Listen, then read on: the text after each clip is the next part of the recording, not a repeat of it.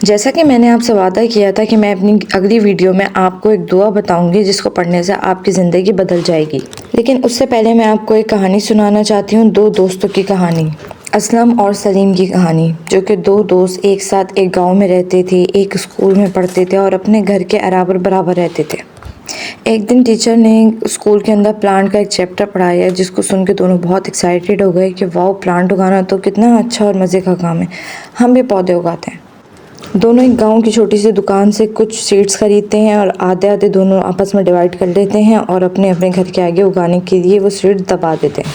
Aslam seeds लगाने के बाद बहुत ज़्यादा एक्साइटेड होता है, वो बार बार उसमें पानी डालता है, उसका ध्यान करता है। और वहीं सलीम जो है ना, वो वक्फे वक्फे से उसमें पानी डालता था, रोज़ थोड़ा थोड़ा पानी डालता था और बहुत ज़्यादा ध्यान नहीं रखता था। असलम रोज़ पानी डाल डाल के थक चुका था, इसीलिए वो एक दिन में जाता था और 2 बाल्टियाँ पानी डाल के आ जाता था। दूसरी तरफ सलीम थोड़ा थोड़ा पानी डालता था और बहुत एहतियात करता था। एक दिन सलीम के जो दबाए हुए सीड्स थे उनके अंदर से पौधा निकल आया, लेकिन असलम का अभी तक पौधा नहीं निकला था। असलम ये सोच के बहुत परेशान होता है कि मेरी सीड्स में से अभी तक भी पौधा क्यों नहीं निकला। इसी वजह से वो सलीम के पास जाता है और उससे बात करता है। सलीम उससे कहता है कि तुम इतने ज़्यादा एक्साइटेड थे, शुरू में तुमने इतना पानी डाल दिया, इतना पानी डाल दिया कि तुम्हारी सीड्स ख़राब हो गए।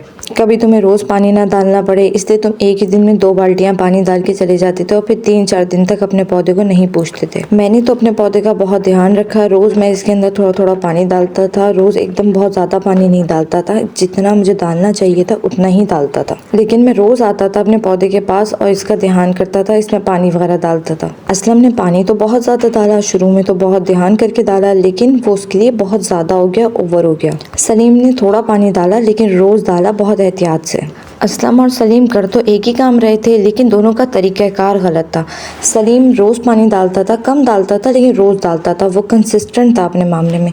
असलम शुरू में तो बहुत कंसिस्टेंट रहा, लेकिन वो इतना ज़्यादा शुरू में उसने पानी डाला और बहुत ज़्यादा एक्साइटेड हुआ, जिसकी वजह से बाद में उसकी एक्साइटमेंट कम हो गई।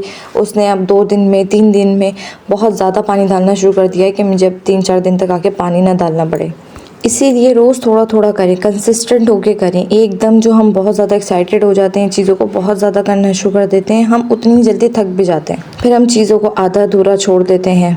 कोई भी काम रोज़ कंसिस्टेंसी के साथ करा जाए तो उससे हमें बहुत फ़ायदा हासिल होता है। अब जैसे जिस दुआ की बात मैं कर रही हूँ, वो आप कंसिस्टेंसी के साथ अगर रोज़ थोड़ा थोड़ा करके पढ़ेंगी तो उससे आपको फ़ायदा होगा।